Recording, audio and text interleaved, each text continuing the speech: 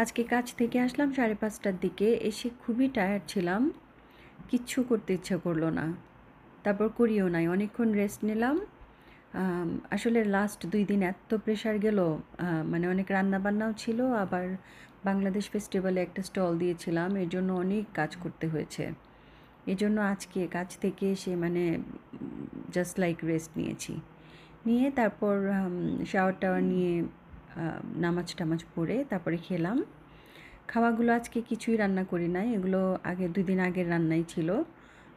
Usually like যে পর্যন্ত খাওয়া শেষ না হয় ও পর্যন্ত আসলে রান্না করতে ইচ্ছা করে না, সো এগুলো দিয়েই আমরা খেয়ে ফেলি।